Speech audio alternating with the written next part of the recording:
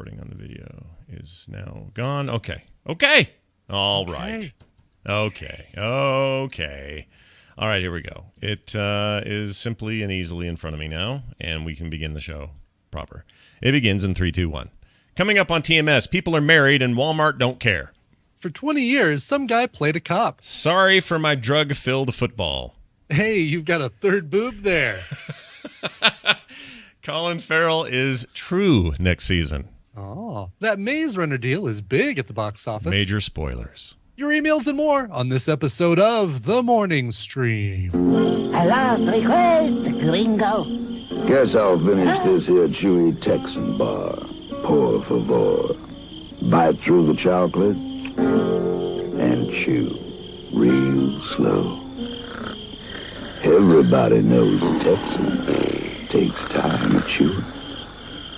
Could you boys come back next week? Texan sure is a mighty chew. We just want the money!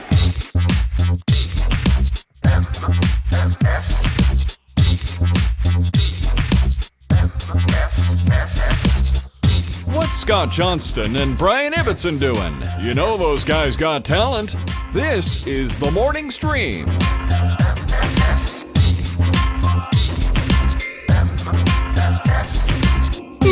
Hey everybody, welcome back to the Morning Stream. What's going on over there in the Morning Streamville land time? It's Monday, September 22nd, 2014. I'm Scott Johnson. That's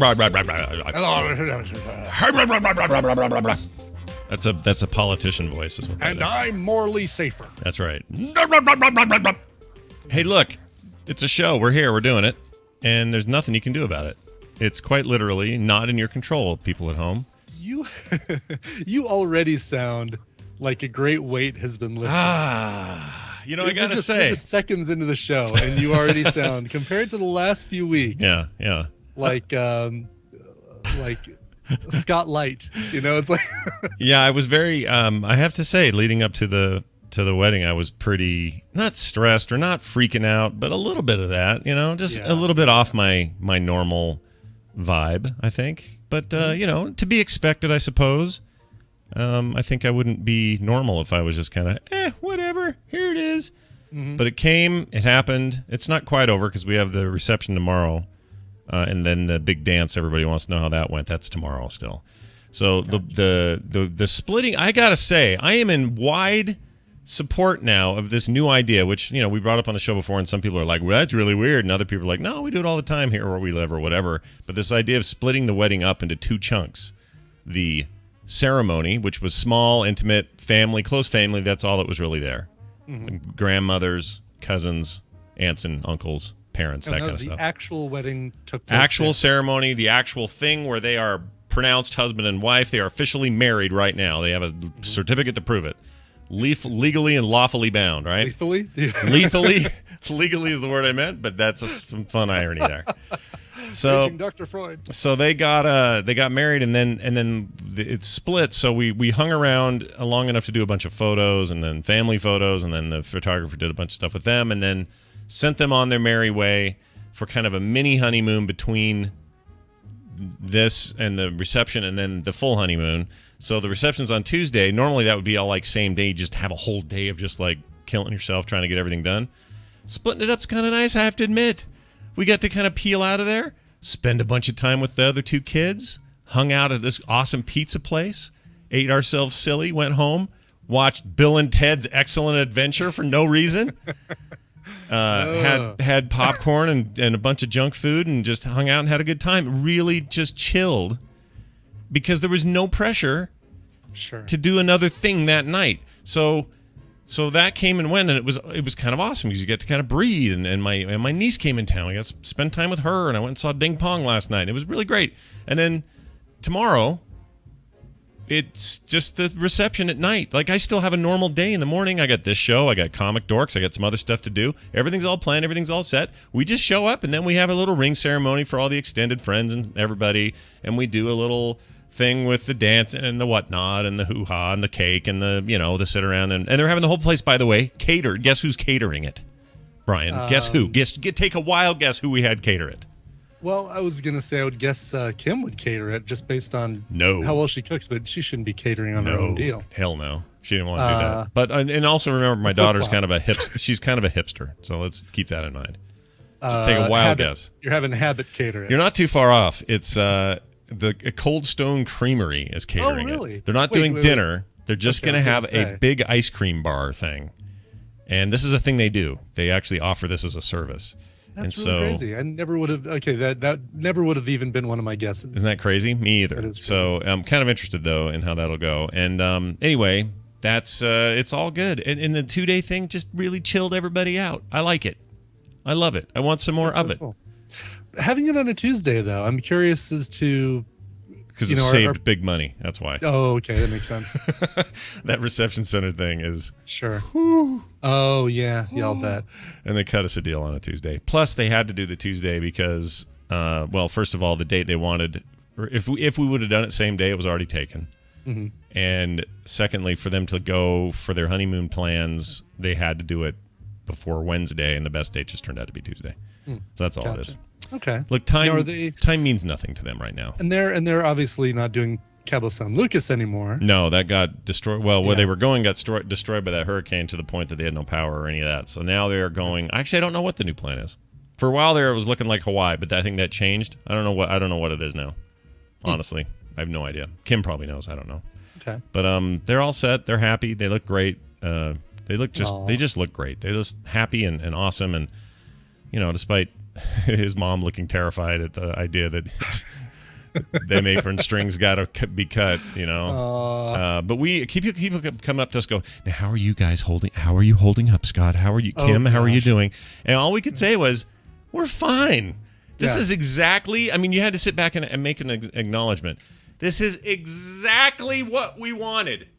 We wanted her to grow up, be happy, make good choices, find an awesome guy. Find a nice guy, exactly. Be independent and smart and educated and go into school and have plans and already be independent. She lived in an apartment with friends for a year because she wanted to, not because we kicked her out.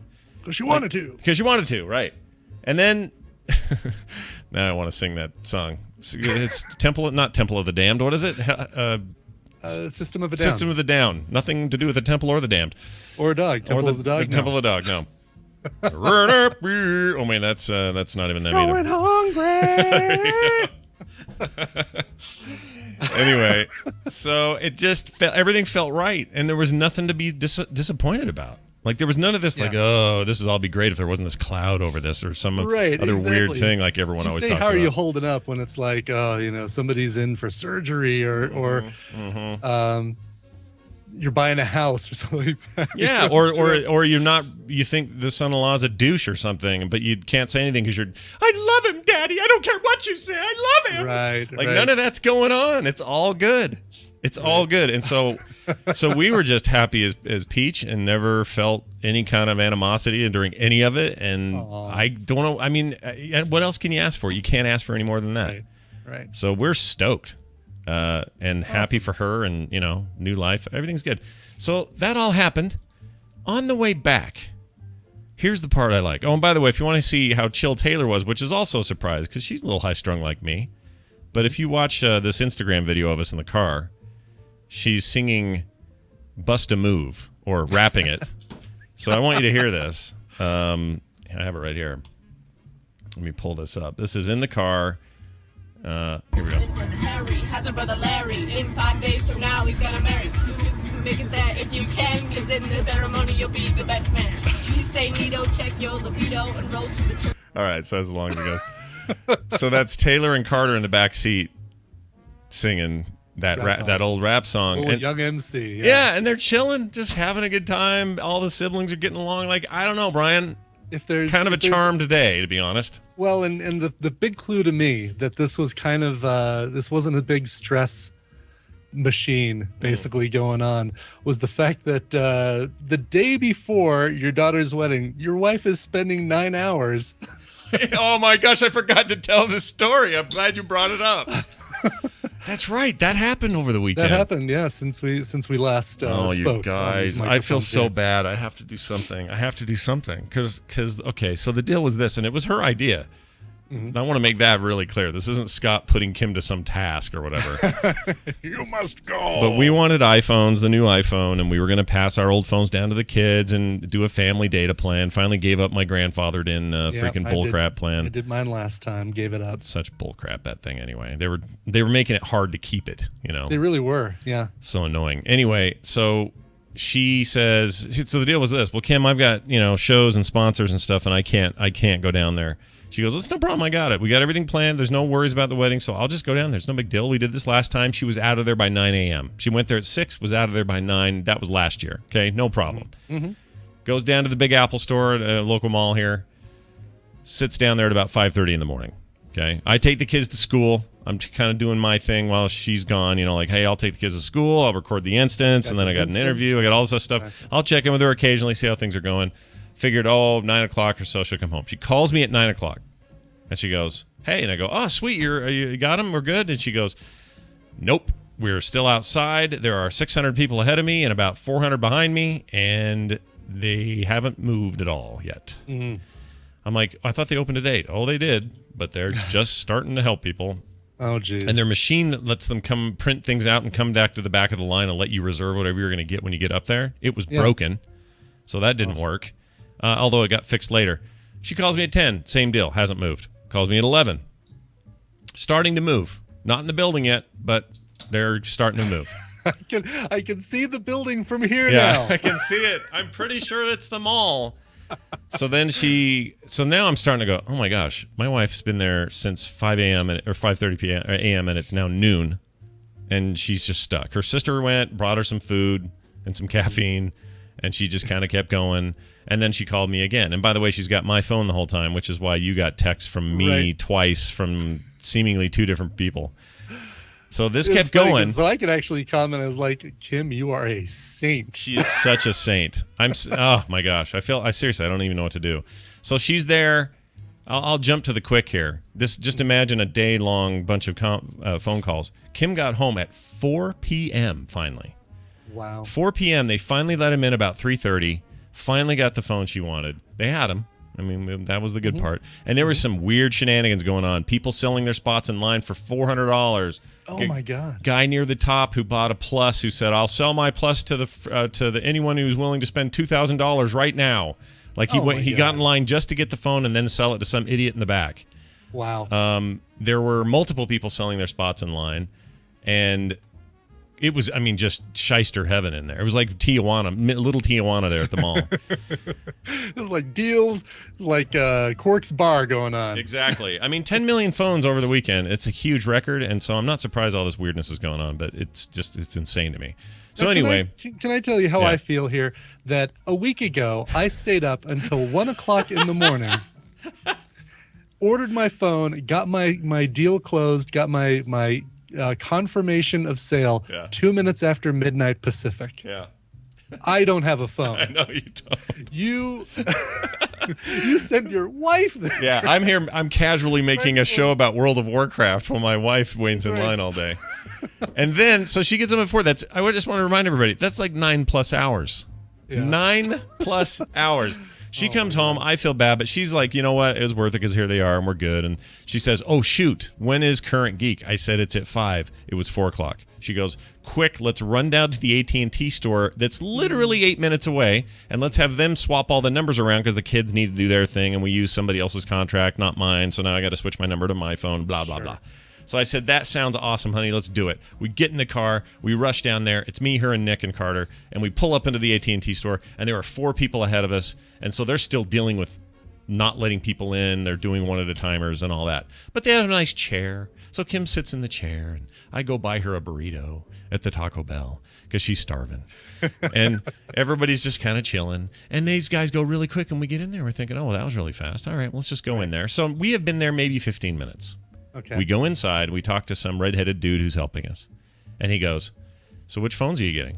And they go, oh, no, they're right here. We have them. Kim pops them out of her purse, and here there's 2 hours. He goes, oh, well, what are these? And she goes, oh, well, this is 64 gig and a 128, just regular 6s. And he goes, oh, we have those here. And I looked at no line in stock, like nope. Just walk in. I looked at Kim. Well, they had this little 4-person queue, but they still had phones.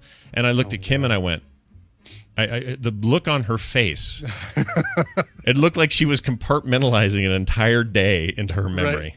Right. And I said, "Are you?" And I looked at the guy. I go, "You have them here?" And he goes, "Well, it's a little weird because normally we only get one shipment on day one, and it's early in the morning, and that's gone by noon." And that was true today, but for some reason, Apple sent 2 shipments, and we got double everything. So we happen to have those in stock right this second. And I thought to myself, you're telling me we could have come down here at 4:30 p.m. in the afternoon on launch day, sat for 15 minutes in the shade in a nice chair eating a burrito, walked in, bought phones, walked out. Is that what you're telling me? And he goes, yeah, that would have been no problem. We've got plenty of them right now. And the look on Kim's face, I thought she was going to leave me. I'm sure. She was so pissed. She was so pissed. 9 hours standing in a mall watching that hooliganism going on versus this. It was just the most worst cherry on top of everything you could ever imagine. But it's fine. It worked out. Everybody got their phones. Easy for me to say, but we got our phones. We love them. Everything's good. Kim, she was going to just take my phone, my old phone, but she's like, to justify the 9 hours, she's like, I'm getting one for me. Oh, absolutely. I said, of course you should. Exactly, yes. This better not just be for Scott, or else I'm the biggest jerk on the internet. So I'm doing this for a hand-me-down. Woo! So anyway, that is how that went, and we have phones, and I'm glad you brought that up, dude, because that story had to be told. That's funny. There was just so much this weekend, I forgot what the hell was going on. But I do have a question about Walmart, and I want to have Daryl here when we ask it, because he's bound to have feelings. Yeah. Grumpy feelings, I'm sure. Let's see. He is not programmed to love. He is not. This is known. It is known. All right, let's see if we can find his theme, because it's a pretty easy thing to find normally. Here we go.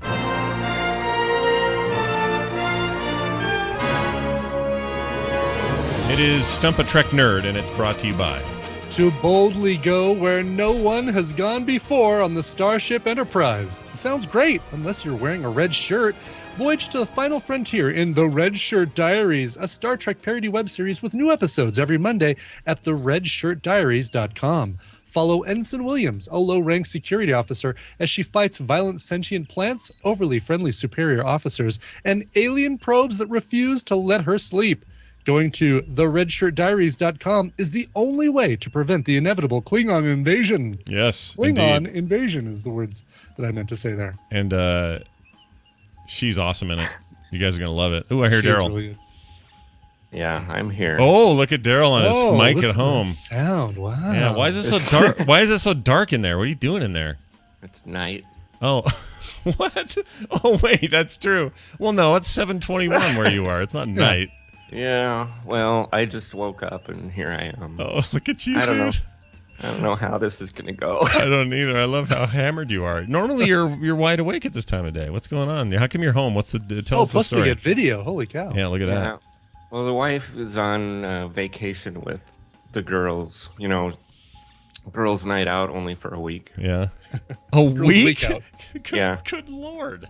You're left holding the bag there, buddy. Uh-huh. So wait, hold on. Let me get this straight. She is on a week-long vacation, and you have to take work off for that same period of time to manage all the kids and stuff. So you're taking vacation time, yet you're at home, not on vacation. That's right. Well, I'm going to go back to work after I'm just going to deliver the kids, and then I go back to work. Even more fun. You have to do it all. Well, that's great. I hope you enjoy your time. That's how great I am. Yes. You are. What a dedicated man. All right. So Saint Daryl. Yeah, same Daryl. New channel. All right, Daryl, I got a question for you, and this is for both of you. I am nonplussed about this. So between the wedding, or after the wedding, and us just chilling on Saturday, it's about 4 in the afternoon or something. We are at it's 4 in the afternoon. 24 hours after Kim's 9-hour ordeal. Right. Everything begins. It's like a new clock starts now. We're at a Walmart, and we're there just to get, like I told you, we're going to get a bunch of junk food and watch movies with the kids and just have fun. And we're tooling around, and Kim's like, well, we should probably get some fruit, like, let's not kill ourselves here. Let's get some decent food. I said, that sounds fine.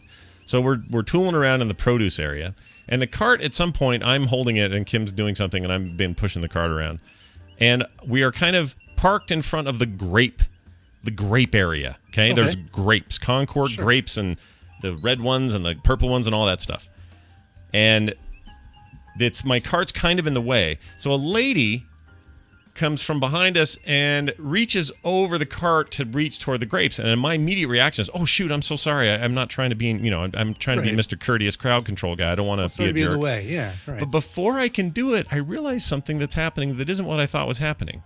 She reaches over, not to grab a bag of grapes, but she grabs a handful of grapes out of one of the bags, reaches over, kind of tears open the bag by just kind of flipping it and putting her hand in there, comes out with a handful of grapes, horks those grapes down in front of me, just goes, ar, dar, dar, dar, and eats like 5-6 of them as quick as she could, reaches over again, not even saying a word to me, by the way, I'm totally parked in her way, reaches over again, grabs another handful, puts those in her left hand, reaches over again, grabs another handful and jams those in her mouth and then walks away. She's got no cart, she's got no bag. She's just eating grapes like this is a Costco sample lady. Right, exactly. Oh my God. So my question is, I felt like I should have done something or said something, not like, sir, do you work here? This lady's stealing grapes. I don't mean like that. I feel like I owe society at least some reaction, and all I could do is stand there. And Kim comes over, she goes, what are you staring at? I go, that lady just came over here and grabbed grapes with her hands and ate them and just walked away. I understand a little kid who doesn't get it, Right. She's seeing this as free snacks while you shop. Yeah. Kind of thing. And she's alone. She's looking around like the world's her oyster, just cramming grapes down her gullet. And I don't know where she was headed, but wherever the next exposed out in the open food is, I assume. She's going to dig her hand into a bag of Cheez-Its if yes. a chance. And she was legally, she was in her like 40s. Wow. I mean, Walmart, I know it's a place of miracles, but... Old enough to know what she's doing. Right. And, I always see these like, only at Walmart pictures and things, with people, all their weird stuff they got going on. And, Walmart, ha, ha, ha, Reddit photos and all that. I get that it's a weird place. But I've never had any of those experiences there. There was the one time I watched a kid barf and then his mom slip in it. That was pretty funny. But other than that, I don't really have these experiences at Walmart. Mm-hmm. I have lots of weird experiences other places, but not Walmart. This was the first time Walmart's ever reared its ugly head, and maybe that's normal. Maybe nobody cares. There have to be security cameras. I mean, she's stealing quote-unquote merchandise. Well, now listen, I remember a story from Walmart with some lady carrying a big bag of dog food. Oh, right. And toppling over, and the bag just exploded as soon as she hit the ground. Right. Well, but see, at least that one you can chalk it up to like, it's an accident. It's an accident. Yeah, exactly. It's not somebody intentionally saying, grapes. That's sure, right. Don't mind if I do. The marble kibble basically would just went across the floor. That was a pretty awesome day. But there was one time I saw a meth head lady in there freaking out years ago. But this was unique, and she didn't seem to have like deficiencies, for lack of a better term. Right. In other words, she looked like she could afford grapes. Yeah, she had a purse. She had normal clothes on. She didn't look homeless or anything. She didn't look anything like desperate or mentally ill or any issues. She just, here's some grapes. Nom, nom, nom, nom. Keep moving. Really odd. Anyway, I wanted to follow her so bad. I'm like, Kim, can I follow her? No, that's weird. We have to go. Gotta see what else she eats, I want to see, she can open a can of Pringles or something. I didn't know what she was going to do. Anyway, Daryl, any opinions, thoughts? You see the weirdest thing. I was afraid that would be the opinion. That's the truth. I do see weird things. And that one was like, I kept looking at Kim going, I wish you would have seen this so I could at least confirm that that's what was happening. And Carter goes, she totally ate those grapes. The kids were with me. They know. They saw it. It was a real teaching moment for me with the kids. Wow. Anyway, that's that story. Daryl, why don't we do some Star Trek trivia? That's what you're here for all early in the morning. You ready for this? How you feeling? You good? No, I think this will be bad. Well, let's give it a shot and see if we can prove it to be bad or not. It's a Mashup Monday, everyone. This is of various people on TMS, including me, Brian, and Daryl. So I guess we'll play this first. Oh, you know what I never did, though? Oh, yeah, I guess I can play it from here. We'll just do it from here. Here you go. All right, here you go. Mashup. Let me bring out the meth addict and have her to measure your penis space. Damn it. in a bucket full of cheese. Get to work! These are gonna command your colon! Smells like an old lady's underwear that she's tried to make smell better. You're rubbing my chode. You're smoking the crack. It's called a cock ring. It turned into this growling ball of hate. Tilda Swinston. Ooh, hipsters. My bag is real limp. Someone's rolling a sweet blunt. Milk that organ. Oh, yeah, the booby one. Yeah, the Pokemon teaches all the kids how to be totally demonic. Horde side. In Klingon, I think the trick is you just kind of spit and grunt while you're talking. So that all sounds like this. That's, dude, you sound just like it. What the hell's going on? His mashups frighten me. They scare me. I recognize about 2/3 of that. Yeah. Some of that was real weird. All right. So that's how this begins. Now, it's one of those, hey, what episode does this sound clip come from questions, all right? Oh, I love this. So you're fresh as a daisy. This will be perfect for today. Here's the thing. I'm going to play it. Here you go. Let's get some maneuvering room. Orders computed, sir. Waiting, Captain. All right, to head warp factor 2. The matter antimatter. Belay that order. What is this, Scotty? The antimatter pods are rigged to blow up the moment we go into warp drive. How come the red alert sound paused while Scotty had to say things? That's weird. That's really weird and convenient. Yes. All right, your episode. They just learned to talk in between red alert noises. Spock, get me that. That's a great way to live. We could do that, because I have that sound effect. Yeah. Here we go. Let's try this. So Daryl, where did your wife go on vacation for a week? California. So you know how to play the game. You did it. Great job with that. All right. All right. So your possible answers are Balance of Terror, B, Court Martial, C, A Land of Troyes, whatever, D, By Any Other Name. Balance of Terror, Court Martial, A Land of Troyes, and By Any Other Name. I hate that third one. It makes me want to punch somebody. Troyes. Makes me want to punch Sounds a like a hair salon. It does, I'm doesn't gonna it? go see a lawn of Troyes and get a new do. Daryl, I assume your food stuffs are all at the office. Is that true? Oh, yeah. All right, we'll save it. We'll save it for tomorrow because my stuff's way over there and I don't want to go get it. So we're not doing food way today. over there. It's way over there, Brian. Anyway. Can we choose one to do tomorrow so I can just bring that one thing home instead of bags and bags of stuff? Yes. Sure. Can we be done with the Daniel box? Yes. Do you want to pick? Brian, you pick because you got everything kind of handy there. So whatever you say goes. Well, all right. So if we're done with the Daniel box. Yeah, we've eaten all the Daniel we can stand. And you still haven't gotten the other box that has like the candy bars and stuff in it. I did. I got the one from Nicole. No. The one from... Like the retro candy thing from the 60s and 70s, no? The one from another Daniel Steinsdorfer. Oh, I will have to check. From Rochester Hills, Michigan. You know what? Awesome. Pick that. Just give us his whole address. Why don't you pick that box? That'll be the funny. What? It's funny to see him look through these boxes. I always hear it just. Oh, you audio. never see the video, yeah. No, for all I know, nothing's really happening. But here he's got a box out and digging through it and pulling out this paper. I know, and but stuff. check this out. I mean, look at what we've got in here. This is some awesome stuff. We've got like, look at these Ritters. Oh wow! Look at all those. Those are right? good. Yeah. And this thing is like chock full. These are all candy bars. I bet I have. Wow. I bet I have this. There's a box over there that is not opened. I'll bet that's it. It doesn't matter. Pick that. Let's say that box. I don't know if I have that one. Those things don't look familiar. Really? Maybe Brian got lucky and that's it. I don't know. Well, let's plan on. I'll tell you. Here's what we'll do. Oh my God! Yeah. Pick something with a funny name and show it to me, because I. How about Tetranki? Yeah, I got that. All right. Okay, I do have that box then. All right, I think I have that too. I have something with a Tetranki in it. Bochi. I don't have Bochi, or maybe I do. Remember that one. That's fine. Bring that box. Okay. And I'll bring mine, and we'll all have boxes together. All right, fair enough. Daryl, do we have any birthdays? Oh yes, I have those here. Let's see, and I have an actual piece of paper with these. Birthday. Dan Curry is 68 today. He was the visual effects supervisor on TNG, DS9, Voyager, and Enterprise. Oh, very nice. Curry, related to Adam Curry by any chance? I have no idea. The morning stream. All right.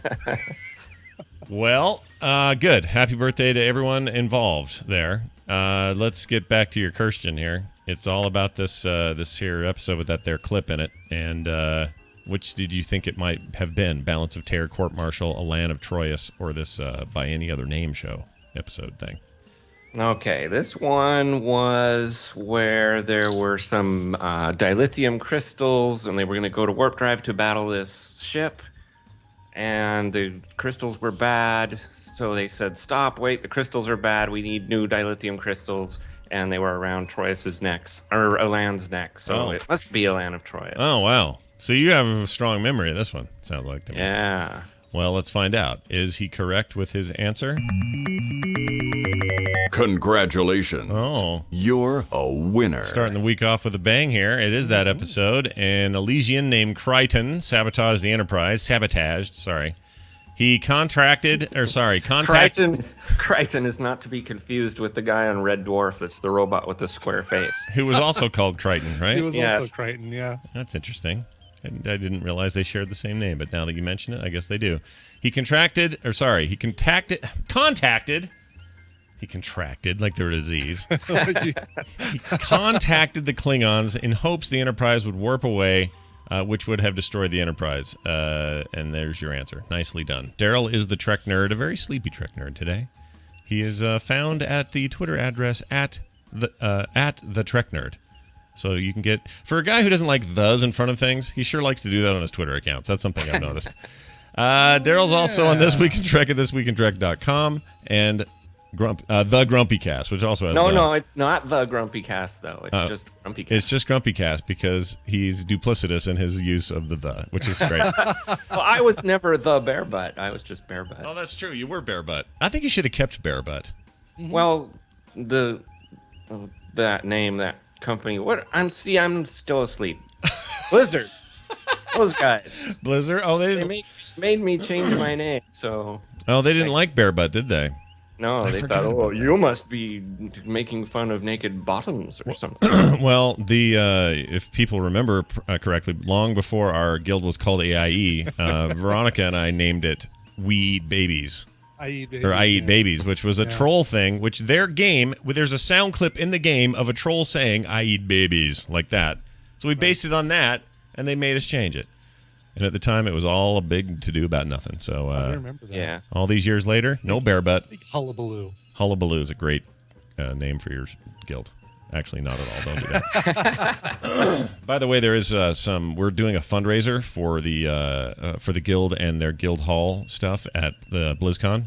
Mm-hmm. And there's stuff already up in the store at frogpants.com/store that will help support that effort. I wanted to make sure to let people know about it. We'll talk more about it as we get closer. But yeah, if you're part of the guild and you want to be a part of that, there's some neat stuff happening. So go read up on that at frogpants.com/store. All right, Daryl, get the hell out of here. What else? Oh, I know what I was going to say. You have a game. Do you have a game or no? Yes, oh, look, you're all prepared. Mm-hmm. Jeez, I'm impressed. All right, go ahead. What do you got? Yes. Is this a Star Trek game or actual Goose? Oh gosh, this is great. Geese now. All right, I'll give you. I got it. Here's your theme for that. Let's see. Hold on. Sorry. Okay, how about this one? There you go. Ooh. Wow. Yeah. That's very. What's that goose's name? Mendoza. You got 30 seconds. All right, go ahead. It's very Mendoza-like. Anyway, Sunkatse. Sunkatse. Sunkatse. I might use this 30 seconds for other stuff. Sunkatse. Star Trek thing or a bird, or a goose? Goose or goose related. I'm going to say this is familiar to me because I feel like I've gotten emails with people talking about Asian geese. Oh, the type of geese. Right. The ones that have that block on their beak or something. Mm-hmm. I'm with you. Let's say goose. We'll say goose. Okay, this is a game involving wearing sensors that, when touched, maim or kill the opponent depending on the game chosen. Excuse me? Not a goose. That's not good. I don't like the answer to that at all. Is that for real? It's not a goose? I swear that's familiar. Brian, I've taken you down the wrong path, man. That's all right. I'm okay with that. Apologies all around. All right. I can live with it. What are we doing? Television highlights of the news of yesteryear. It's the news. Hey, Scott. Yeah. Do you like musical theater? I do. Can you feel the love tonight? No. Anyway, send foster kids to acting class. The dudes at the Weekly Bleep will tell you how at tiny.cc/stagekids. All right. End scene. I liked what we did there. This show also brought to you by Squarespace.com. Squarespace.com, everybody. Oh, man. Yay. You want to build a website. I'm holding in my hands here this minifigure of Tyrael from Diablo. And it's one of the little fun, what do they call them? What are they called? The pop toys. Funko Pop, yeah. The little pop toy guys. Yeah, which are Funko genius, Pop. by the way. They're what, $10 a piece? It's just genius. They're rich men because of this. And all they have to do is make the head really big, the eyes really big, the body really little. Yep. Stick a spring in there, and boom. Get the right license deal, and you're golden, man. Mm-hmm. Well, I was thinking if you started to collect these, and I kind of have been without meaning to. I get so many of these donated. Here's a little Diablo one. I have all the Blizzard ones, and the kids have a ton of other kinds. And I could make a web page dedicated to saying, hey, look at all my little pop toy guys, and I have the whole collection, and aren't they rad? And here are all the photos. But I don't know how to make websites. Not like I used to. I used to kind of code a little bit, a little PHP, a little MySQL, just enough to get by. But these days, why bother? You don't have enough time. You got other things to do. So go use Squarespace.com and have that work for you. A better web begins with your website, Brian. Here's the deal, though. I just want to be clear about what I just said. The deal, though. I want you to not just take my word for it. Try it. Free trial. You get a bunch of time for free. And you don't have to put a credit card even in for that. A lot of places make you do that. They do not. But if you decide to stay on, and I think you will, once you've had a chance to mess with these templates and some of the other great tools that are on there, they're always being updated and new stuff being added. Use the code MORNING at checkout and save yourself 10% off your account. That's MORNING at checkout for 10% off at squarespace.com. All right. This just in. Woman undergoes surgery to add a third breast. A U.S. massage therapist, or is she an Us Magazine massage therapist? She's a Florida woman, by the way. I'm amazed that that this didn't come up. I guess because it was from a news organization in Australia. But wow, I'm surprised we didn't hear about it more in this country. Right. A U.S.-based massage therapist has gone to extreme lengths to become a reality TV star, undergoing surgery to add a third breast to her chest. I didn't mean to rhyme it, but it worked out that way. A middle breast, right? That's where this was added here. Yeah, she had one plunked right there in the middle. Think about Total Recall, everybody. That's you have the right idea. The Florida woman who goes by the name Jasmine Tridevil. Whoa, 3 devils. I'm guessing. Yeah, that's what I'm guessing. Oh my gosh. Does that have to do with her 3 boobs? I don't know. Tri-devil. I don't know why devil. It's like trimam would be your Trimam would be so much easier. Trimamry. Said she spent $20,000 on the procedure just a few months ago after finally finding a doctor willing to perform the operation. I called 50 doctors, she told Real Radio 1041. Real Radio 1041. On the radio. That's how it sounds, totally. too. It was really hard finding someone that would do it because they're breaking the code of ethics. Well, geez, way to call that guy out. Yeah. Tri-Devil's third breast was constructed in the middle of her chest with a silicone implant and skin tissue cut from her abdomen. Doesn't that sound sexy? Yeah, going out on a date. Hey, I really like those 3 boobs, but your abdomen is gross. What happened there? Looks like somebody took a meat cleaver to it. Yeah, I don't know if we can see each other anymore. Right. Tri-Devil's third breast. I already said that. The surgeon was not able to make an artificial areola, so Tri-Devil had one tattooed on. I'm going to play a little video of her talking. Continuing the sexy. Mm-hmm. So the video that's from this site is her answering fan questions. Yeah. So just to kind of prepare people. All right, here it is. We're just going to hit play. By the way, it's one of those vertical iPhone videos, which I hate so much. Yes. But here it is. Okay. See if I hope the volume's good. She did nothing to mic herself up or any of that. No. Okay, here we go. What do you want to do career-wise? I am starting a reality show called Jasmine's Jugs. Okay, just pause for a second. Yes, I am starting a reality show. In other words, nobody approached her and said, hey, we'd really like to have you on our reality show. This is really the greatest thing. It's like manna from heaven for this show. All right, there's more. And my ultimate goal is to get it on MTV.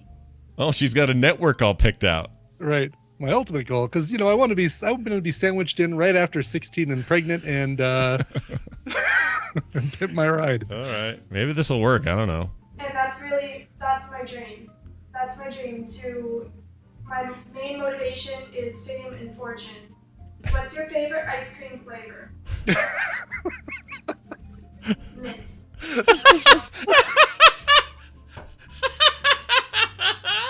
That was the best. She poured through hundreds of questions, hundreds of viewer questions to get right down to what's your favorite ice cream flavor. That is the greatest thing I've ever heard. And the best part is she thought about it for a minute and then said mint. Right. Oh gosh. There's more. Chocolate chip mint. Yeah, chocolate chip mint. Was the procedure expensive? $20,000. It was extremely difficult finding somebody that would do it because it breaks the code of ethics. It's actually not even legal in Florida. Well, and that's why my surgeon made me sign a non-disclosure agreement. But I'm going to try to get my surgeon to change his mind on that because I think it would help him too. It would make him... Yeah. It would help him go to expose jail. his illegal action and have him go to jail. I'm trying to get him to change his mind about wanting to perform this illegal thing under the table. Oh my gosh, this is real, I guess. Is this real life? Well, okay, I got to hear the end of it. There's only a couple seconds left here. Probably it would get him a lot more customers.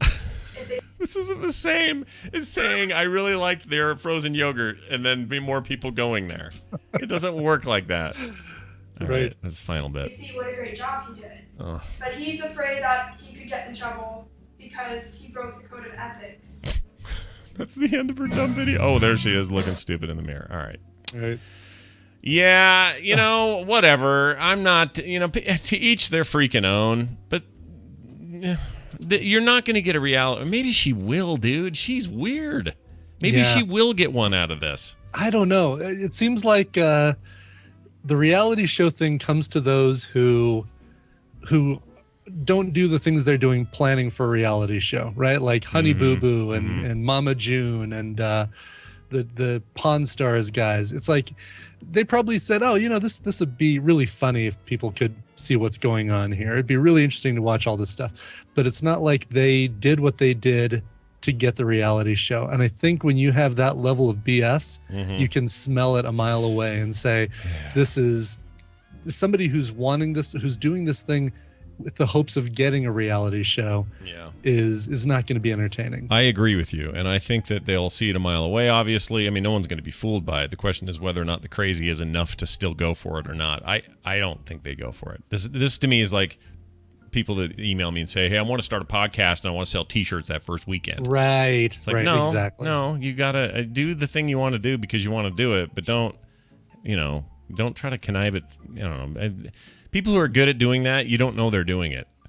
This, you know what she's doing. And the mint chocolate chip thing in the middle of it is the greatest thing in the history of ever. What a non sequitur thing was that? Right, exactly. Like, hey, this woman just had 3 boobs. Gosh, I wonder what her favorite ice cream flavor is. Yeah, what's your favorite ice cream? And then the fact that she saw it is like this natural next question. Right. And then she thinks about it, rotates on her chair for a bit and goes, mint, chocolate chip mint. You could be any kind of tree. And then she doesn't even expound. Like, I used to, like you'd think you'd add a little padding. Oh, I used to like chocolate a lot, but now it's all about the chocolate chip mint. Oh, yeah, that's great stuff. Thanks for the question. Moving on.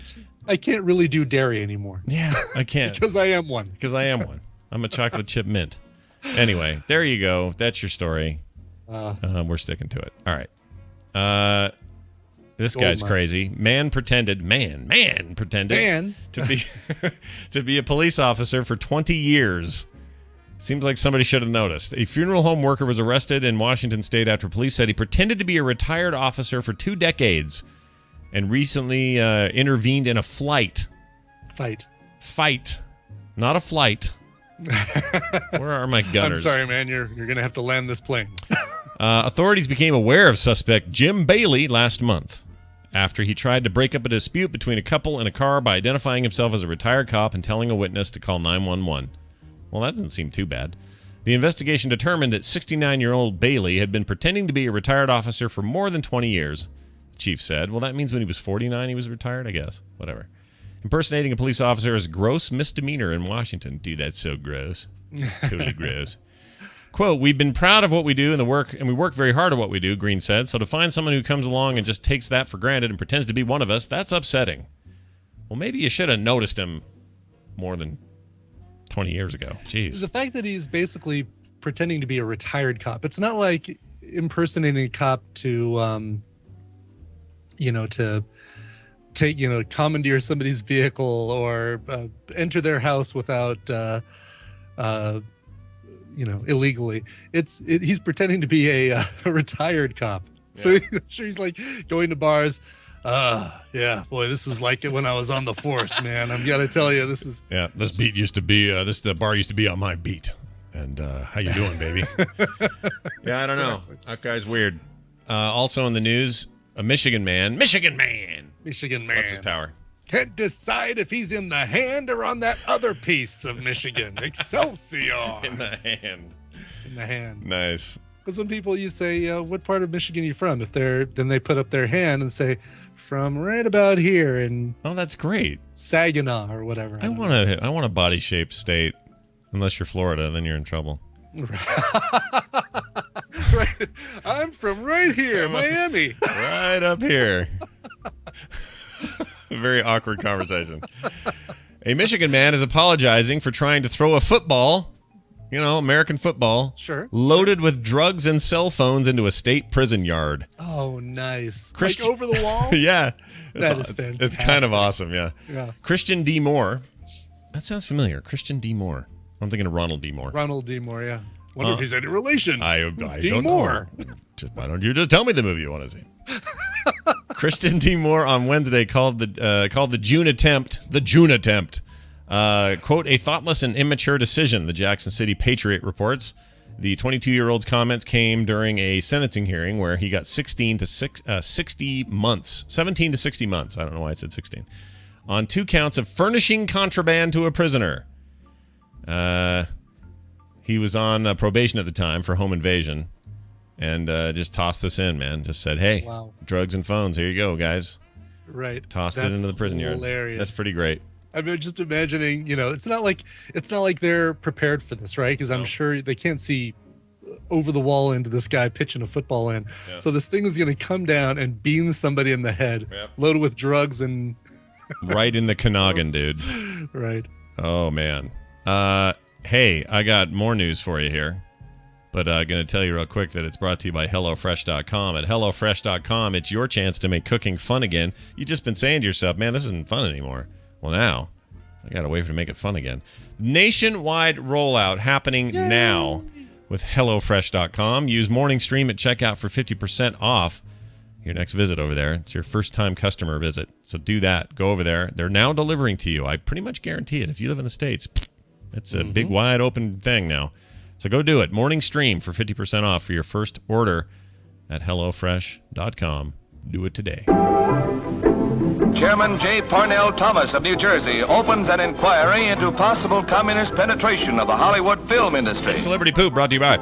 One of the hosts of the Weekly Bleep played a janitor in Bye Bye Birdie. If he had taken acting classes, he probably would have had a line or two. Don't let his tragedy be the plight of these foster kids. Send them to acting class. Learn how at tiny.cc/stagekids. Right on. Colin Farrell says he's joining True Detective Season 2. He knows all about the three breast thing from his Total Recall reboot. Yep, and his fantasies. He has a lot. And his fantasies, right. Did you ever see him? You saw In Bruges, didn't you? I did see In Bruges. That was such a great movie. What a wonderful that turned me around movie. For Colin Farrell, who I thought was like, all right, he's okay. He's okay. He's had some good roles, but that was just so well done. It's such a great movie. Completely agree. That is a wonderful film. Not for the kids, but right in a weird way, kind of has a lot of heart and would be good for kids if it wasn't littered with blood and profanity. Thick Irish profanity. Both those guys, him and what's his name? His name just left me. I just had it. Gleason. Paul Gleason? Paul Gleason? No, it's not Paul Gleason. It's He's a different guy. Mad Eye Moody from Harry Potter. For those not know. aware. He's awesome. My gosh, that guy's good. Anyways, where was I? Oh yeah, Colin Farrell. Brendan Gleeson. There you go. Why Paul? There is a Paul Gleason. There is a Paul Gleason. He's a totally different guy. Gleason. He was in. Oh yeah, he's Paul Xavier Gleason, American film and television actor known for his roles on TV such as All My Children and films like The Breakfast Club. Oh, he's Vernon. Vernon. You're Yep. right. He died. Yeah, 2006. Died in Burbank. Okay. Yeah, he died of being awesome. Mm-hmm. Anyway, yeah, Colin Farrell is going to be in that new True Detective season. He will star in that thing. I think that's very interesting. According to an interview published in the Irish newspaper, The Sunday World, don't you know? Cited by multiple outlets, including the New York Times, the cable network had no immediate comment. Source close to the matter had told E! in July that the Irish actor was being considered for a role. Quote, I'm doing a second series and I'm so excited, he said. The Sunday World quoted Farrell as saying, details not known about the character. Times reports the actor told the newspaper he knew very little about season 2. I know very little. I don't know much at all. Except those kids keep taking me Lucky Charms. I know every time. They take me Lucky Charms. Anyway, there'll be 8 episodes. They'll be filmed in L.A., and that's all we know. That's exciting. I think he's a great actor, and he's given the right role, and it's super interesting. So I'm a Colin Farrell fan now, so I'm looking forward to seeing that. And there really doesn't have to be any sort of. There's no what's the word, formula. There's no thing that True Detective has to stick to, right? No formula. It doesn't have to be 2 guys. It doesn't have to be Louisiana. It doesn't have to be. So they can do anything they want with it because it's True Detective. There's nothing. They're not locked in. Yeah. I do feel like that show kind of got screwed. It was up against so many things that needed awards because they were leaving. It's like, oh man. And I love. Don't get me wrong, Breaking Bad, probably the greatest drama ever written.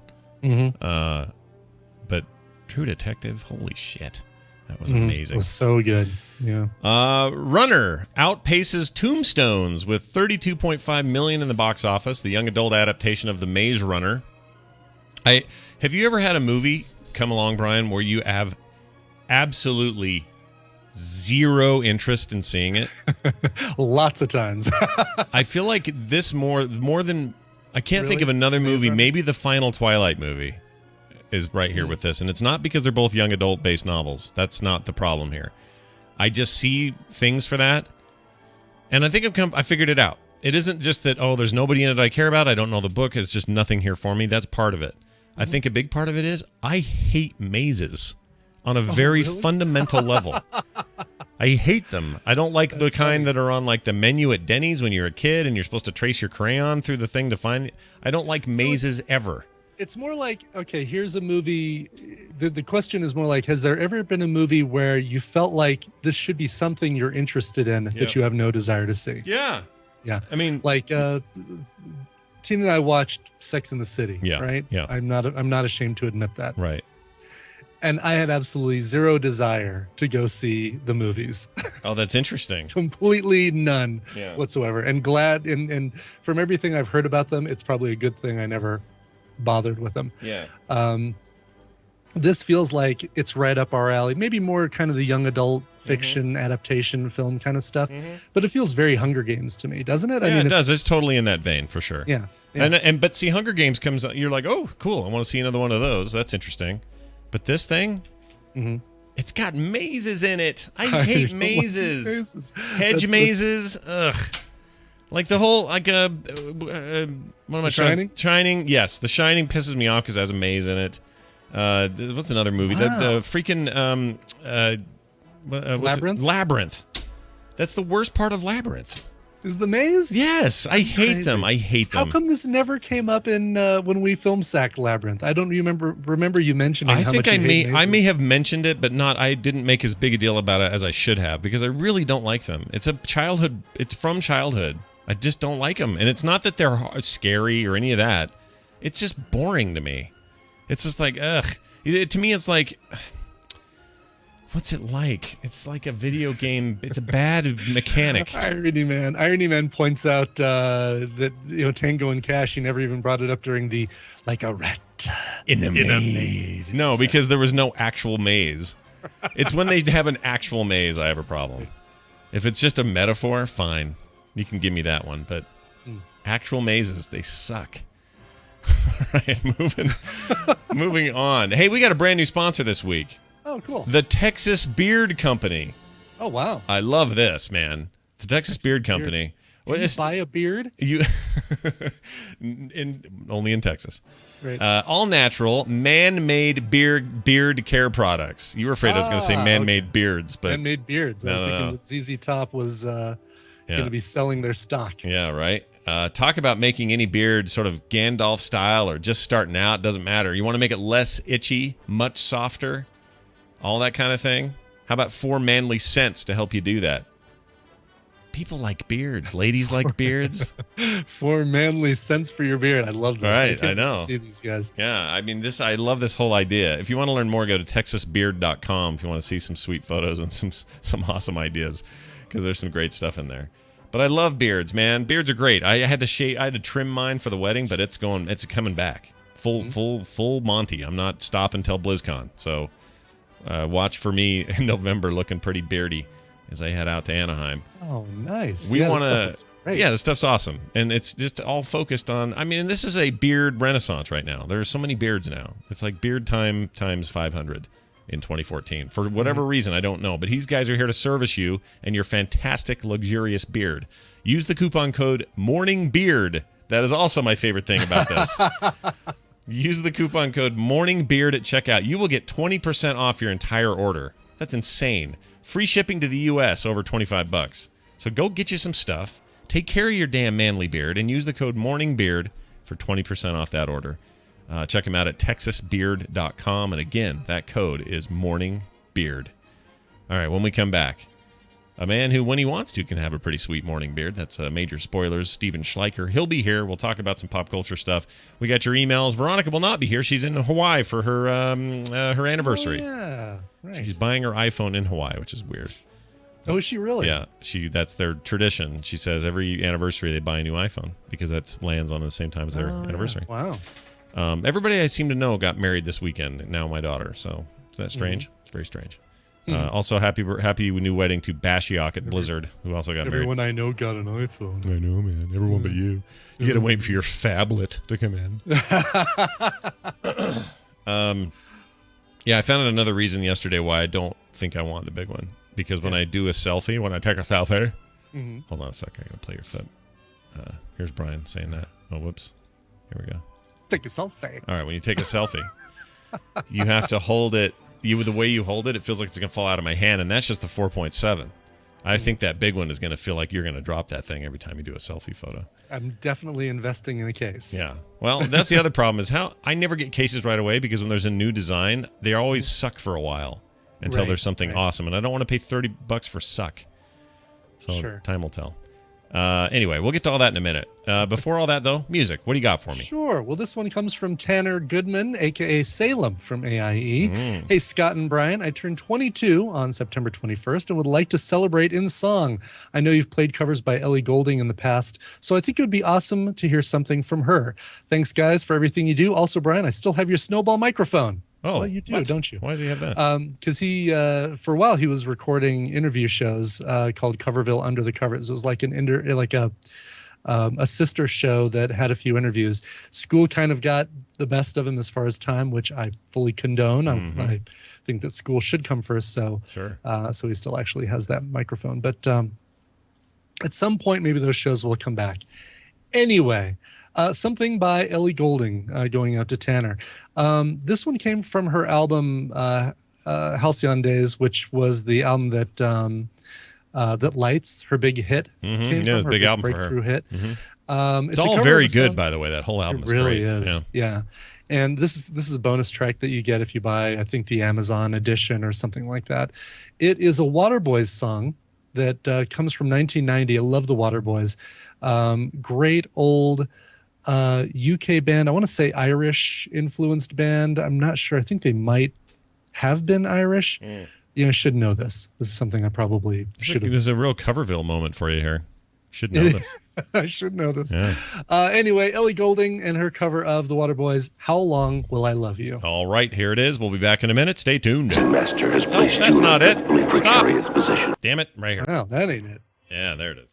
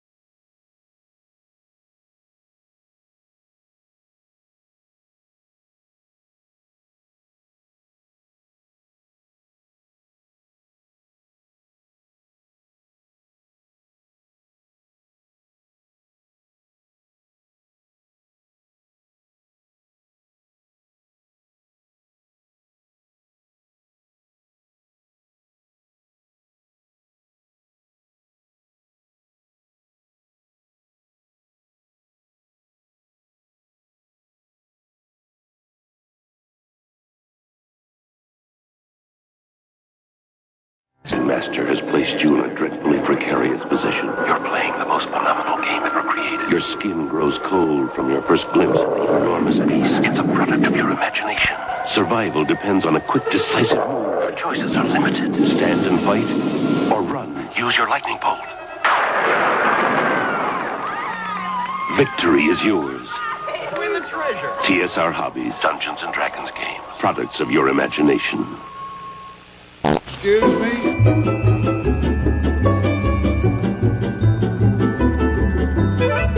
This is the morning stream. Yo, bartender, Jobu needs a refill.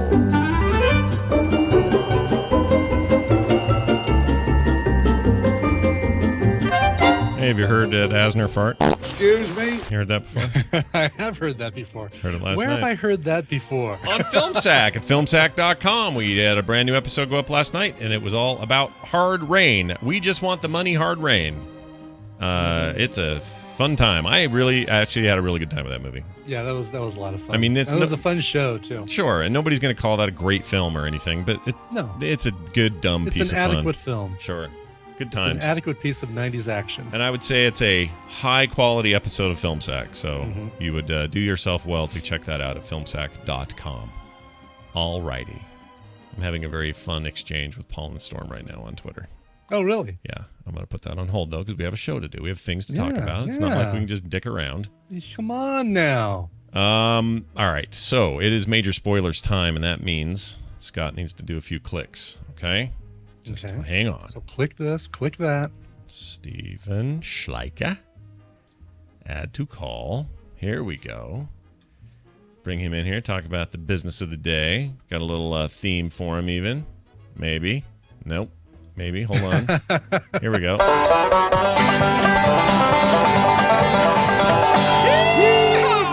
He lives in Kansas and he's here now. Woohoo! Steven Schleicher, what's going on, man?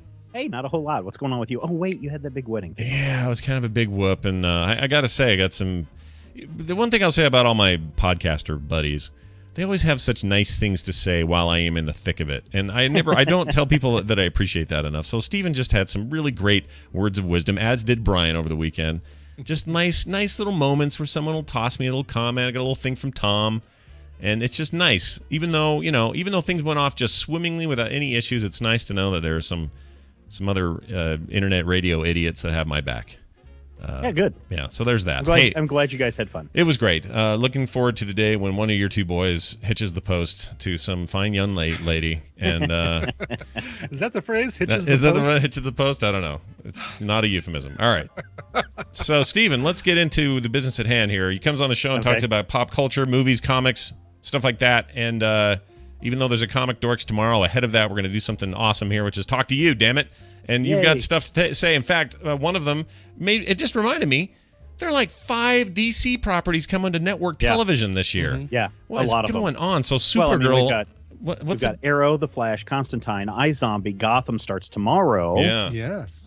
There's a Teen Titans pilot over at TNT that's going down. Lucifer is in development for a pilot at Fox.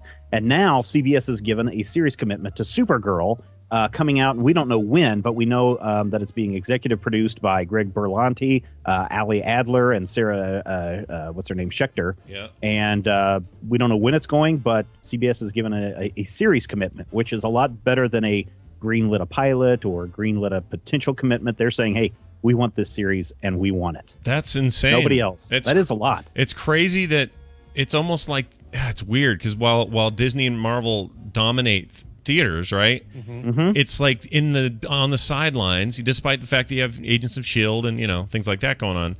Yep. Like behind the scenes, nobody paid any attention to DC over there going, all right, you guys, we're going to take over television. Yeah, let's dominate TV, which is great. Yeah, I'm stoked for all these. So where's your head at on a Supergirl adaptation? You feel okay about it? I'm really okay with it. My biggest concern is they're going to screw it over like they did Wonder Woman. If you remember, like was it 2 years ago? We had a Wonder Woman show that was in the process, and the costume, the costume looked good, and then all of a sudden it was Wonder Woman's going to eat ice cream and talk girl things, and people were like, "What the f?" And then that show got dropped hotter than hot potato. Yeah, and that was, you're right, Brian. It was Adrian. What was her name? Adrian Palicki. From Friday Night Lights, who now is joining if I'm not mistaken, joining the cast of Agents of S.H.I.E.L.D. Oh, that's funny. As Mockingbird. Is that what I heard? Is that who that is? Oh my gosh, really? Yeah. Well, speaking of Friday Night Lights, hold on. I just got to check this real quick. So she is in. Yep, she'll be playing Mockingbird. You're right. Yeah. Oh my heck. Yeah. Oh my heck. The heck fire, you say? I'm not usually a heck person, but I said it there anyway. Yeah, that's I guess that's good, right? Is that good? Mm-hmm. Sure. Yeah. All right. Yeah. I like her. She was great on FNL. All right, well, Supergirl. And didn't she exist in some form on Smallville? They had a... Yeah, she did. Yeah. The girl who is on Bitten, Verhoeven, I think is her last name. Oh. She played Supergirl and did a great job of it, from what everybody said. I think that was the time I had drifted away from Smallville. Yeah. But she's not related to Paul Verhoeven. No. I'm probably even saying her name wrong. Okay. All right. Speaking of freaking Total Recall and RoboCop, which keep coming up. Right. Yeah. All right. Well, that's interesting. I will watch, and we don't know. So if this all goes through and it doesn't get canceled or turned down or whatever, what's the time frame? We don't know, and that's the weird thing. I mean, they could probably be shooting on it for a fall release, which would make the most sense, so that they could have time to develop it. They could, if they were really smart, slate it for a summer release and give people a reason to stick around on the network televisions. I mean, Big Brother does that. They used to do that a lot with Amazing Race, and of course, Fox did it with American Idol, where they would make summertime viewing something worth seeing. I'm not sure Supergirl could handle a summertime slot, so either it's going to be fall, or if they're really pushing ahead with it, some kind of winter replacement coming up in March or something. But so I don't see. But you see 2015 is what you're saying, though. Yeah, right? yeah. Okay, yeah. It's not going to, because the new movie is what, 2016 now. It got delayed too. Mm-hmm. Okay. Yes. So early 2016. It's possible this thing comes out fall of 2015 and has some kind of tie-in between seasons that helps, like the way S.H.I.E.L.D. does, No, because the problem is, well, if they did that would be kind of interesting. Yeah. But as we've been talking on a couple of other podcasts, I don't give the TV networks that much credit. And the problem is, Arrow and Flash are on the CW. Supergirl is going to be on CBS, even though they're owned by the same company. I don't think we're going to see crossover between those two shows internally, and I really don't see us doing anything with the movies. Yeah, and then Fox's stuff with Gotham. I mean, like none of these universes are going to cross over, which is kind of unfortunate, and it's one of the things that maybe is an advantage in the Disney side because they're just going to keep that all on the network that they already own. Right. And they're not about to say, "Hey, Marvel, hey Fox, you want to do a Hulk show?" They're not doing that. So whether this fragmentation hurts or helps them, I don't know at this point. For everybody screaming at their iPods and iPhones and whatnot, Laura Vandervoort is the girl who played Kara Kent. Yeah, she was on the show, played the Supergirl. Yeah, she was on V too. Oh, yeah, she was on V. She was on V. Did Very she, attractive woman. Did she? She is. She ate a gopher or no? Is that not her? She might have eaten a gopher. She was an alien. She was one of the V's. That's what they do. They eat gophers. Mm-hmm. I hear that. They unhinge their jaw and then eat a gopher. Right. That's how I ate a Jimmy John's sub. Very much the same way. Brian, I am having that for lunch. You just sealed the deal. I am too. That sounds great. I love Jimmy John's. Oh my gosh, and I'll be It'll in and out like of there. We're having a virtual lunch date, Scott. Let's have our iPhones on and do a little bit of FaceTime on my much bigger screen and your tiny one that you're still waiting for the big one. Tiny little picture of you eating Jimmy John's. What are you gonna do? All right. Moving on to the Suicide Squad deal. Yeah. Tell us about this. What's this about? Well, so speaking of DC, we know that they have a number of unannounced movies that are coming out between now and 2020. And one of the ones that people are estimating, and based on some people that have been hired, is a movie based on the Suicide Squad series from DC Comics. Now, for those of you who don't know Suicide Squad, this is where Amanda Waller and her organization gather up a bunch of criminals and put explosives in their heads and send them off on a mission. And if they don't do the mission, they get their heads blown off. And if they do succeed the mission, they get time taken off their sentence. And it's a great concept. They've done it a lot of times. Some people may know Suicide Squad as Task Force X from back in the 80s and 90s. Yeah. Same kind of concept. There is a Suicide Squad movie that's out right now, but it's labeled as Batman Arkham Assault is what it is. It's an animated movie. And it's pretty adult for those of you that want to rush right out and get that and say, oh, this will be a great thing for my kid. No, it's not. Yeah. It's got a lot of sexy time and violence and all that stuff in it. But sexy time. Yeah. Oh, yeah. No, it's all but seeing full frontal in some of these things. Wow, really? Yeah. It's like Harley Quinn and Deadshot are getting it on in bed. Whoa. In one part. Yeah, really? Yeah. I didn't know they were allowed to do that. It is a direct-to-video movie, and they can get away with a lot of stuff, including a lot of very adult language in that movie, too. So, wow, that's very, very weird. All right. It looks like David Ayer may be the one directing this movie. Okay. I know him from something. What do I know him from? Fury. Oh, right. Would be one thing. Right. That's it. Yeah. He looked real familiar.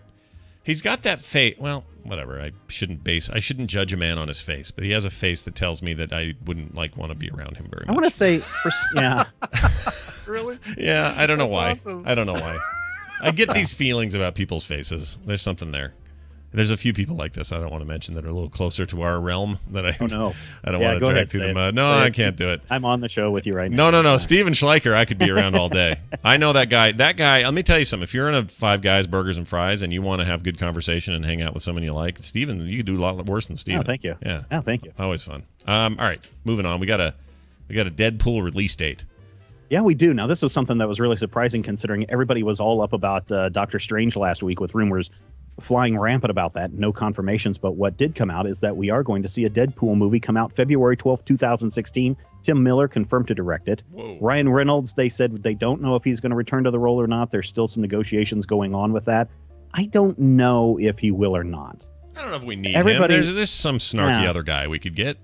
Yeah, well, he did there was a leaked animated video that was supposed to be like a sizzle reel or a test for an animated or a game feature that came out about a month or two ago, leaked online, and it used Ryan Reynolds as the voice for the animated Deadpool, and it was spot on with what you'd expect from a Deadpool comic, and everybody loved it, and even Rob Liefeld confirmed that it was real, that it was done several years ago after the X-Men Origins Wolverine movie came out. Yeah. But then it just kind of dropped away and nothing else was done or said with it. I'm wondering if that wasn't intentionally released as a hype to see how many people would actually be interested in a Deadpool movie. Yeah. And now that that's out, everybody went crazy. Deadpool movie coming out for sure. Yeah. Seems like it's a little planned leak there. Yeah, I kind of agree. And that was right around Comic-Con, I want to say, that video got leaked. Oh man, it was right around there. I want to say May, June, somewhere around there. Yeah, I don't remember, but I remember thinking it looked pretty rad. The only real question I have is, is Marvel even willing to put one of their heroes on screen and give it the proper justice it deserves, and rated R, because it has to be, because this is a Deadpool movie. That's the thing. Apparently, going around, I haven't seen any official confirmation, but there's apparently a memo going around that this will be a PG-13 movie.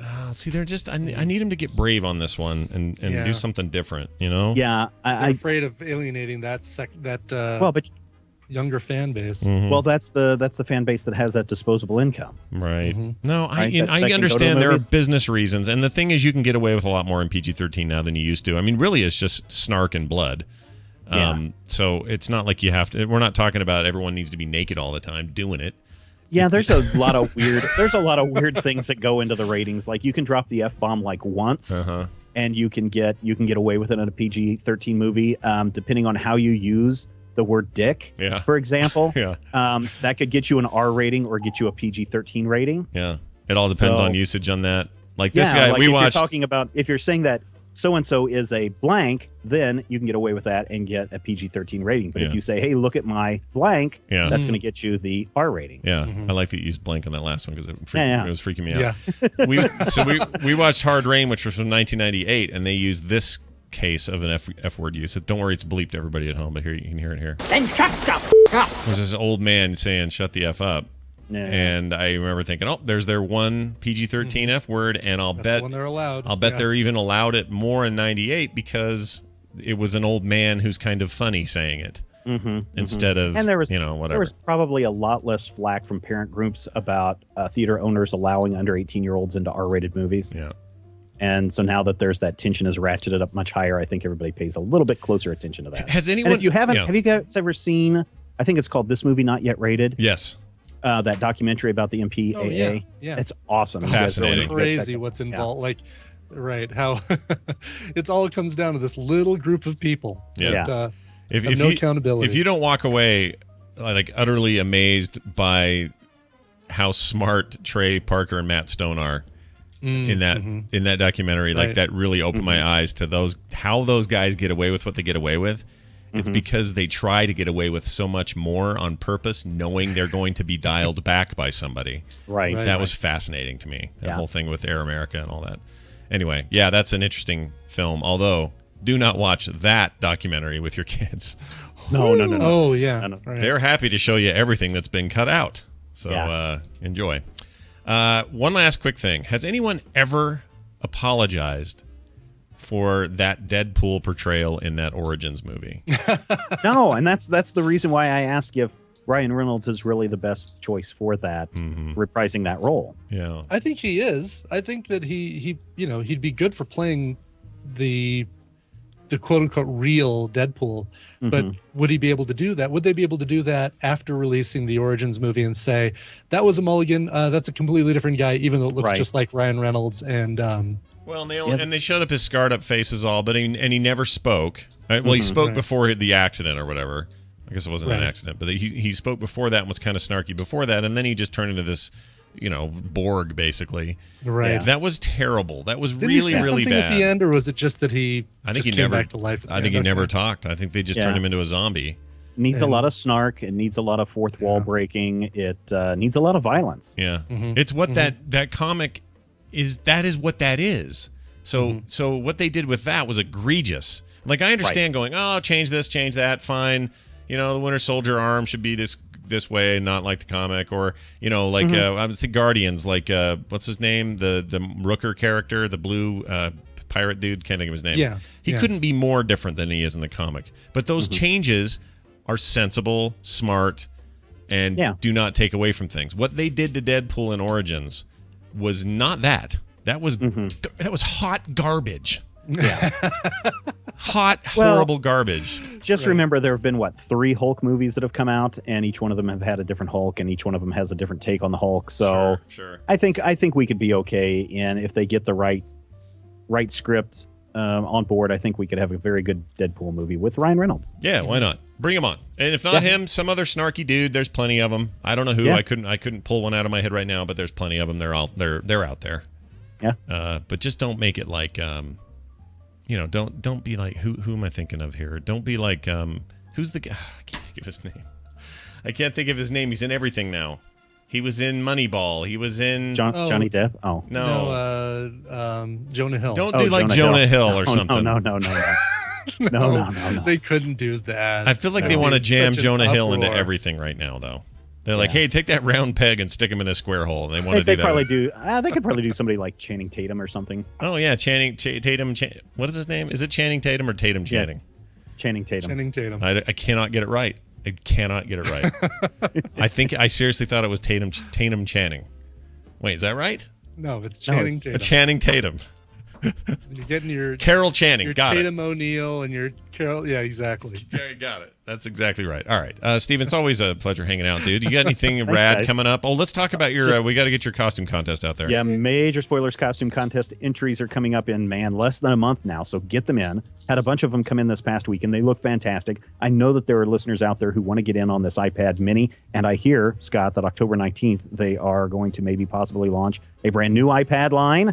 That's been the maybe. rumor. Yep. Yeah. So that means if you enter and if you win, you will get the new updated iPad Mini direct from Apple. So you want to enter today. All the information can be found over at I majorspoilers.com. wonder what they'll do this year. I have a feeling we'll get the Touch ID and probably. I hope it's the Touch ID. Probably thinner or something. I don't know that it'll be that much different though, like That resolution probably and won't be stuff. an overhaul like like the Mini was, or the Retina, or the Air. Yeah, I think the phones are more overhauled this year than the pads will be. But who knows? If that 12-inch one comes out though, and it's actually like a great artist tool, I'm seriously I'd be all thinking over about that. too. Yeah, it's got to be If good they though. have pressure sensitivity like they have with the Surface, that would be reason for me to upgrade. It would have to have that. If it doesn't have that, if it's straight up just capacitive still, and you got to use some fat tip pen or whatever, right? F that and the boat it rode in on.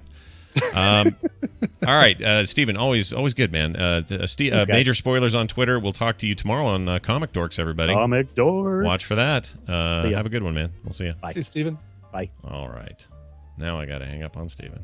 How do I do it? No. I can't find his hang up button. Oh, there, he did it. Thank you, Steven. All right. We have emails. Yeah. I'll just act like I don't know what I'm saying. Emails brought to you by. Hey, Carmela, it's brought to you by Scott finally watching The Sopranos. Yeah, dude. I'm watching it about an episode a Carl. night. Bring me some gabagool. I want to punch Christopher in the face. I'm only a few episodes in. That kid drives me crazy. Yeah, you'll want to throughout the whole season. Oh, or good. the whole series. Wonderful. No, I'm in, and you know what? It doesn't even need to be said. That show's as good as everyone says it is, and it's just really well done. And Gandolfini's amazing. And the only issue I ever had with it was the number of characters who all had the same sounding names, which is probably the only issue I have with Game of Thrones. Oh, too. that's funny. Yeah, Game of Thrones is very much like that. Tonys and Antonies and You lose track, right? Right, It's easy to remember BP, the one, and who's the uncle? Yes. Uncle Junior. Uncle Junior, yeah, is a great name. Well, yeah, and the first season very easy to keep track. Second season is just that they introduce all these characters that all look and sound alike. Yeah, and isn't there somebody named Carmine who comes on soon? Sure, there's a Carmine, right? But not yet. There's no Big Carmine. Ragu, yeah. Mhm. The Big Ragu. See, I haven't gotten that far. I just really like the juxtaposition of his mob's lifestyle and trying to figure out how to be a father and be a good husband and run his family. Like, it's such an interesting. I know this is old news. This show's been on since 2000 or 99 or whatever it was. Yeah, 99 to 2007. But I'm super stoked to be getting into it. So it's great stuff. Hey, Scott and Brian, says Mike. Known witty nicknames, he says. Aww. Just finished listening. You really you're broken up about that. Aww. Just finished listening to TMS 680, in which Scott extolled the virtues of HBO's John Adams, which I freaking love. Which made me think of this perfect documentary for Scott. Rick Burns, a.k.a. Ken Burns' brother. Oh. Molly, I'm out on the battlefield for another fortnight. I can totally do their documentaries. Also makes documentaries and did an incredible series for PBS in the late 90s, early 2000s called New York. I've seen this, so he's recommending something I've seen. But anyway, it spans the entire 400-plus year history of America's oldest city in fascinating detail, including all kinds of depth. John Adams-style founding father stuff. New York is streaming on Amazon Prime, and honestly, Scott, I can't recommend it enough. I know you love political drama and Ken Burns-style long-form documentaries, and New York has all that plus a lot more. Go check it out. Love the snowblower, Mike. Yeah, I'd seen this, and it's real good. I did not know it was I didn't know there was a brother of Ken Burns, Rick Burns, doing it. I did not know that. Yeah, I didn't know that. Didn't know that he had a brother that did documentaries. That's cool. That's awesome, and I'm hearing this They should do Roosevelt. documentaries on each other. Yeah. Ken Burns was born in a log cabin in Mississippi in 1964. Dear mother, It is my 4th day inside the log cabin. I've only been in the 4th grade for a week now, and already Billy Williamson has stolen my lunch twice. Thank you for the camera. I use it to take these long panning shots. You won't hear from me until 3 p.m. today, and I hope there'll be snacks waiting for me. Your loving son, Ken. Yeah, so it's, I was going to say the Roosevelts is on. I have not seen it yet. I know people are raving about it, saying it's maybe one of Ken Burns' best. Wow. Really stoked to catch up on it. It's on, probably end up just buying it on iTunes. It's on there, and I'll watch it there. All right, Scott says Eddie in Pittsburgh. The ongoing Mendoza saga is fascinating and hilarious, but I wanted to ask, are you sure that Mendoza is a guy? Oh, that's interesting. Pretty hard to tell guy geese from lady geese. The males are more aggressive, but females can throw it down too. We got to get Mendozite? Oh, no, but Mendozette, I guess? Mendozette, yeah. Just asking Eddie. You know what, Eddie? It's a really good point. I assume he's male, but maybe that is my male bias. That because he's so aggressive and he's such an a-hole, and because everyone's just constantly around him, that he must be a jerk dude. And all the other swans that are these beautiful white ones, they never attack or do anything crazy. In fact, they'll walk right up to you and let you feed them bread, like right to their beaks. I just assume those are his lady friends. Those are his entourage ladies. His harem, yeah. So now that you said it though, I really don't. I'm not going to go pick him up and check under the feathers for his doodle. I'm not going to do that. Goose doodle. Goose doodle. Yeah, I don't know yet, but there is some talk that this brand of geese or this breed goose will not leave for the winter. That he will stay. Really? So yeah, he'll stick around. That's what they're saying. Watching you and yeah. Floating in the ice of the lake and wow. staring me down as I walk by in my my coat. Ooh, that bastard. I'm going to go out there today. Find him today. It's supposed to rain, though. Hope it doesn't. Okay. Got another email here from Geek Girl. We know her. Yeah. Jessica Hips. She says, hey, Scott, or say, hey, House and Senate. You know where this is going. I am binge watching The West Wing right now, and it's all Scott's fault. Sincerely, Geek Girl. Nice. That leads me to ask Brian Ibbett if he has been able to consume any more episodes of The West Wing. Yes, we've consumed 2 episodes. Wow. Since we last talked, or total? Total. Oh man, you got to get going, dude. I know. Well, it's we picked the wrong. If we would have started the beginning of summer, it would have been much better. But I mean, we watched all of True Detective this summer. We there was something else we binge watched. I can't remember what it is, but I'm watching Raising Hope now because I have to wait for Tina for West Wing. So good. Yeah. I don't blame you. It's fine. And there's a lot to watch. We're trying to squeeze between a couple of shows right now too, so I totally get it. And now that fall is here and Gotham and Forever and Survivor and all these other things that we watch are back. Yes, I watch Survivor. Yeah. Just accept it, everybody. It's much easier if you just accept it and move on. Yeah. Exactly. Brian, we've been having this conversation for years. I've come clean, everybody. Yeah. So it's going to be tougher, but we'll do it. We'll do it. All right, you get to it. It's not like you didn't like it. It's just, time is of the essence here. I was going to say one thing about that. I forgot. Oh, you reminded me of Lloyd Bridges in Airplane when you said, I guess we picked the wrong time to start watching The West Wing. Pretty much, yeah. That's it for your emails. Thank you for sending them. And if you'd like to send your own, themorningstream@gmail.com is our email address. And we are more than happy, folks, to take your emails. We don't do phone calls or attachments in this show because we already have too much other prep. And that's like a ton of more prep. So I'm not doing that. So F off if you want that. But that's the email address, themorningstream@gmail.com. And if you'd like to send in music requests for Brian to pick and play on the show, you can do that at tiny.cc/TMS requests. Our live show is every day at 8 a.m. Mountain Time Zone at frogpants.com/live. And if you'd like to support us and show us how much you love us, go to our Patreon page, patreon.com/TMS. Okay. Oh, also we're on Twitter, at Morningstream, at Scott Johnson, at Coverville, and our website is frogpants.com/TMS. I realize that all of these addresses I give probably just confuse people. What I should do is just make a page on the About page on the website, way more detailed about all these things, and just say, go there for all our links. You know what? Tomorrow's a new day. Turn in a leaf. Look for a new Scott tomorrow morning who has way less to say at the end of the show. Brian Ibbett. Yes. Anything you want to mention or say before you give us a request song thing? Just big thanks to everybody who sends in requests to the TMS request page. I apologize. We get so many, and I can't get to all of them. I was really hoping to be able to do a all request music show last week, but some freelance stuff came in that I had to get to, so it kind of got pushed back. That's why I never heard anything. That's right. You were going to send me a link, and then I never did, and then I forgot to ask. So now this all makes sense. Right. Yeah. It's still not out of the realm of possibility. So keep an eye on Twitter, and if I do it, it'll stream, and you can watch it at coverville.com/live. Nice. Because there are a lot of requests that came in, and I want to get to them, but doing 2 songs per show here does not cover all the stuff that comes in. So thank you for all your requests. Yeah, big deal. Let's get to this one. Yeah, let's do it. What do you got? All right.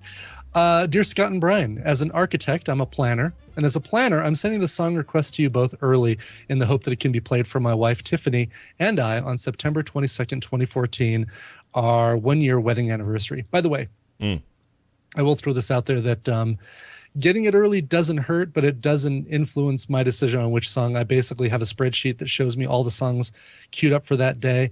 So if it's a good email, if it's a good song, it's something that I think is going to fit, and isn't like a country song that I don't want to try and find, or a really, really hard cover to find, that sort of thing. So that's just a little tip for the folks if they want to get a request played. Okay.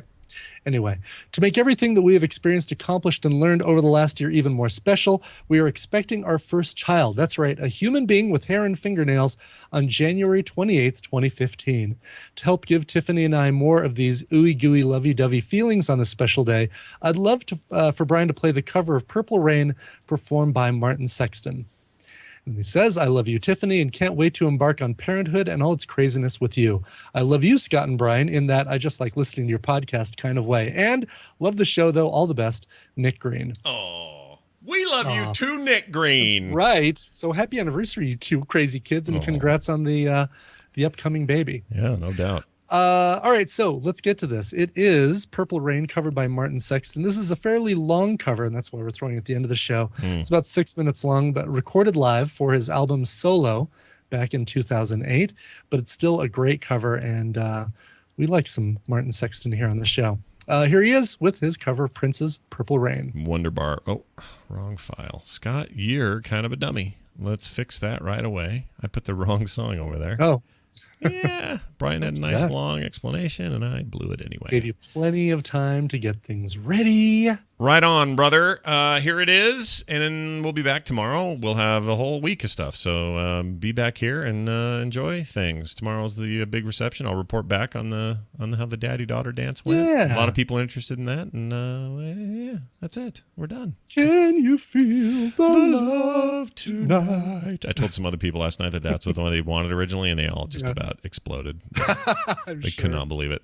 But don't worry, we got the song we wanted. Here it is, Purple Rain. We'll see you tomorrow.